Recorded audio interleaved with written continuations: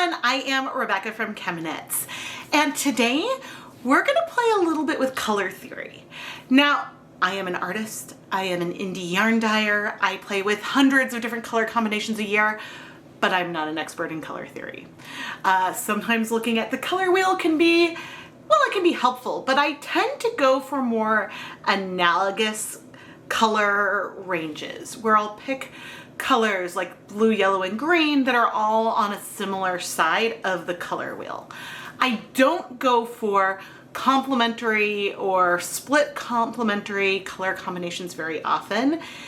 And so, well, that is what we're gonna do today. We're gonna try to go on opposite ends of the color wheel and pick our colors for some speckles and create a fun speckled yarn. So my plan is to take an orange, and its complementary color on the opposite side of the color wheel would be blue. And so the split complementary would be more of, I would say like a blue and a violet kind of color, which honestly, I think that this is gonna be a fun color combination. And I know I've done orange and purple before, but I don't know if I've done like a purple, orange, and a blue before. So, ooh, I'm excited. I checked back at what my patrons voted for last month, and really I could do just orange and blue as well. So I'll pull colors to give us some options, and then we'll get started. The yarn we're gonna dye today is Knit Pick Stroll Fingering Weight yarn. This yarn is 75% superwash merino wool, 25% nylon. And I'm gonna go ahead and go pre-soak it in some plain tap water with no acid for 30 minutes or so. This yarn is very absorbent, and since the plan is to speckle, we don't need it to be that well saturated because there'll be some of the like whites left behind. So that's not something that is concerning me, but 30 minutes tends to be like a nice even number. Now I will need to add acid into our yarn at some point to do said speckling that I plan to do today, but I often choose to pre-soak my yarn without any acid because it does give me flexibility if I decide to use this yarn for another project or what have you. But while that's pre-soaking, let's go look at our colors. I've been playing around with a lot of different color wheels to try to figure this out, because there's the simple color wheel that really only has like primary, secondary, and maybe I guess tertiary colors, but not a lot in between. And so it's like the opposite, the complementary color of orange is either like a turquoise or cyan blue, or sometimes it's a blue, depending on the wheel you're looking for. So, you know, I was like, okay, if I was gonna do like a indigo and turquoise, or, you know, I could do the teal and intense iris, which are both way closer to blue than the oranges, giving us a bit of a split there. Or hyacinth is a very blue purple. I could go brighter and do the bright aqua and the hyacinth, but maybe what I'm supposed to do is the bright, like the bright aqua and the turquoise and the orange. So I honestly don't know, and I have to decide what combination I'm gonna pick right now. But if you think I should have gone with a different combination, please let me know down in the comments, and then I'll have to play with that soon. Looking at these combinations, the one I'm immediately drawn to is this one right here, the persimmon with the iris and the teal green.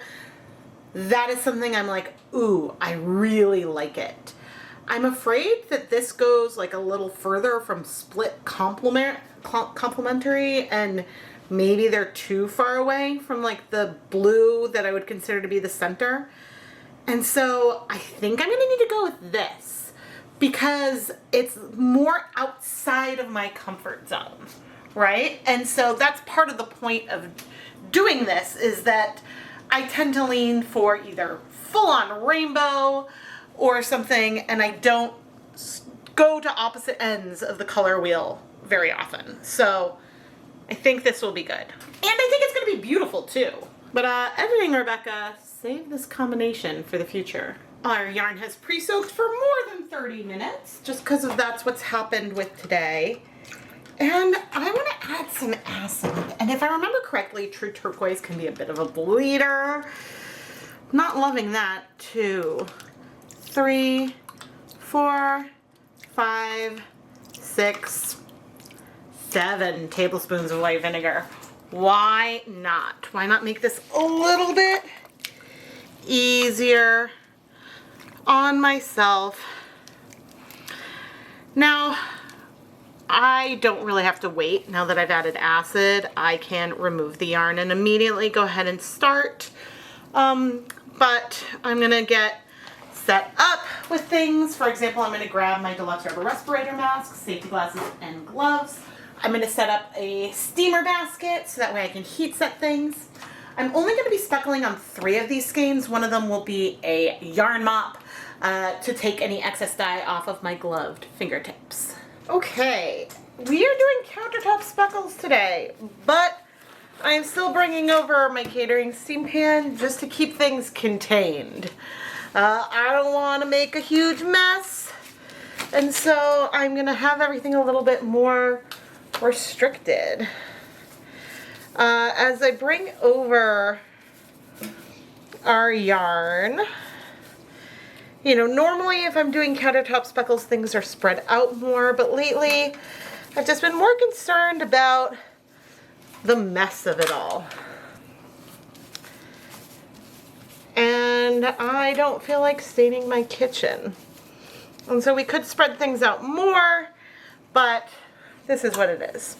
Now, I have a bonus skein of yarn. This is my yarn mop that I'll use to wipe dry dye powder off of my gloves.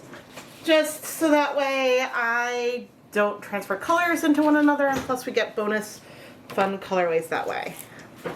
Persimmon is not an orange I've used a lot, but so far I really liked it. And with this color, I'm going a little bit all over. I took a pinch of the dry powder and I'm just letting it fall onto the yarn. And we'll see what will happen. I'm gonna need to flip the yarn, and probably more than once, because things are very compact. If I could spread it out, or maybe if I was only doing 200 grams of yarn, I think I could get away with just flipping it twice. But yeah, I just want to get decent coverage and let this orange color be our star. Okay, now I do want my gloves to be really, really dry before we go back in. And the True Turquoise and Bright Aqua are gonna feel fairly similar, I think. Gonna get a tiny little pinch. And so we're gonna come, some of it might be bigger than others. I'm aiming for white areas, but I'm just bringing it in. Not doing a whole line. I don't want it to be like too completely regular. So it's okay if there's like a rogue hint of the color somewhere in the middle. This color packs a punch. I'm trying to avoid introducing moisture into my dye powders. Oh, that was a little too much. You want the pinch to be little. You don't want to grab too much dye, because then if you add too much dye on, it's hard to reduce it, to pick it up and remove it. Now, if I see areas that really don't have very much color, I'm trying to add a little bit, trying to be a little bit sparing, but still a little bit all over. But I think probably there's more of the turquoise than there is of this bright aqua. But that's fine. And just so you can see the difference here, this is our bright aqua. This is the true turquoise. There's absolutely a difference in the colors, and oh my gosh, is that palette so summery and fun. Okay, let's go ahead and carefully flip. Now what I don't want to do, and I did squeeze out as much of the, not as much of the water as I could, but because you want some water in there so that way the dyes will bind and dissolve, but I want to not rub it. Because the more I sort of like manipulate where the dyes are, the more blended and the less separate the colors will be. But obviously there is some movement. And so now I'm going to carry on and add color onto the other side. I decided not to wait too long in between flipping the yarn and adding dye onto the other side. The dyes seem to be sinking in pretty quickly, which is good because we want the colors to really be in there. And I'm going for unsubtle speckles, and things are going to spread more as they set. A lot of times when you speckle yarn on the countertop, things might look away, and then you steam set it and you're like, oh my gosh, there was so much more color. But things were going really well. I'm so happy with the color combination. I tried to go a little bit lighter with the true turquoise and maybe do a little bit more of the bright aqua, since that color is more of a pastel and is less pigmented, but I'm loving it. Then I flipped the yarn like one more time to try to expose any area that hadn't really had color until I was happy with the coverage. We've definitely had some spread over time. I think if I wanted sharper speckles, mixing some of these colors with citric acid would help. But now let's go over to the steamer basket so I can put these in. I often don't bother showing this part, so I thought I would today. Here is my steamer basket. And I'm going to bring over the yarn and gently and carefully layer it in. And you can see we've got some spread. That is totally fine. We're going to have some color transfer from how the yarn is placed in here, which is also fine. But now we can go over to our yarn mop and finish cleaning up our area. And over here I'm going to set a timer for 30 minutes. Our yarn mop is so cute.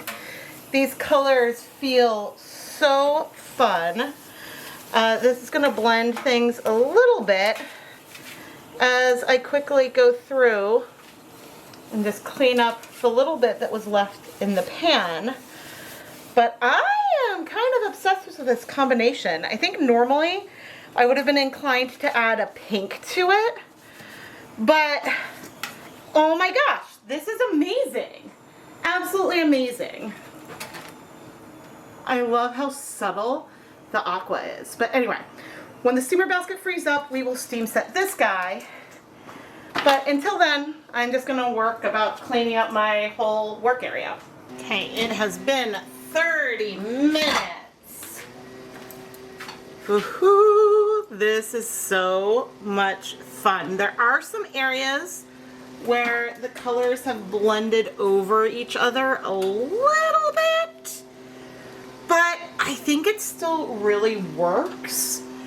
And you know, it isn't quite giving Taylor Swift.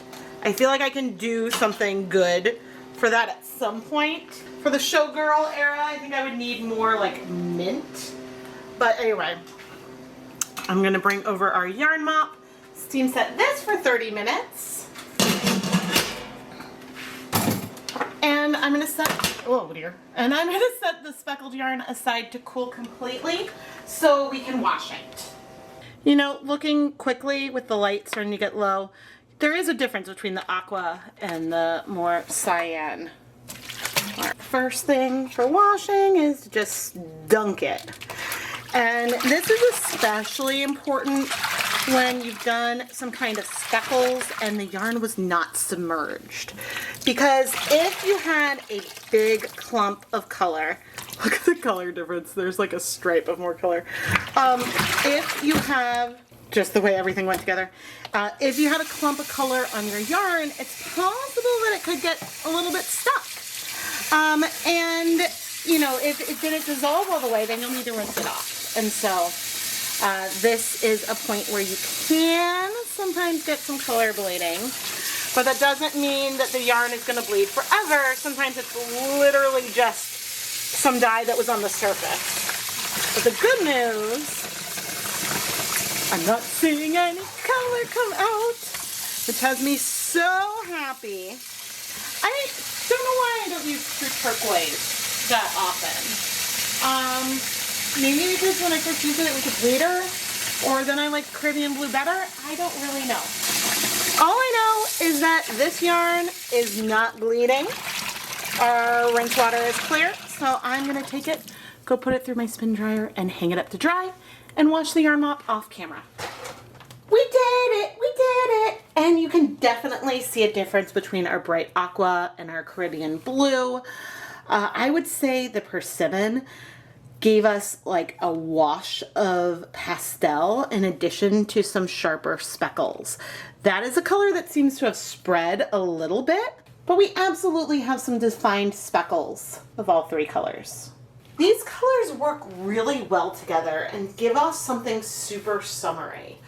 I'm glad I decided to go with this. And I didn't even really think when I was picking the colors that we are approaching the life of a showgirl. But we're leaning a little bit that direction. I could push harder and give us some like current Taylor Swift era inspired colorways. But the bigger thing here was that I was pushing myself to pick colors in a way I don't normally pick. And color theory is still not a strength of mine, but I am just excited to have created something that is not easy, that isn't expected. And so I'm a huge, huge fan. If we look at our yarn mop here on the right, you can see that I'm very excited to play with this palette, but using the colors bolder. Can you imagine if I dyed this with no white left behind and had the orange, this aqua, and blue? That yarn would be so gorgeous. Like, I love like this little moment that we have here. Even though things muddied a little bit, but it's still so gorgeous, and there's a lot of possibility with this very summery palette. And now as I come over to start twisting the yarn, I want to give a huge shout out and thank you to all of the ChemKnits Fiber patrons, including Tamara Svanas, Don Jans, Bernadette Crum, Jessica Parco, and the rest of the names you see on the screen right now. Patreon is a fantastic platform. It connects people with content creators and allows us to offer a lot of really cool perks in exchange for your support. Perks that I offer include the monthly poll for the Dyepot PS series, advance notice of shop restocks, and even some permanent coupons depending on the level. So if you would like to learn more, please go and check out patreon.com/ChemKnits, and you'll find a link for it in the video description. So thank you everyone for all of your support. I am Rebecca from ChemKnits, and I really appreciate all of your support. Whether it is comments on a video or when I'm working to create the monthly Patreon poll and I'm thinking about different options, you guys push me to challenge myself and to try new things. And then I can share the results of all of that with you.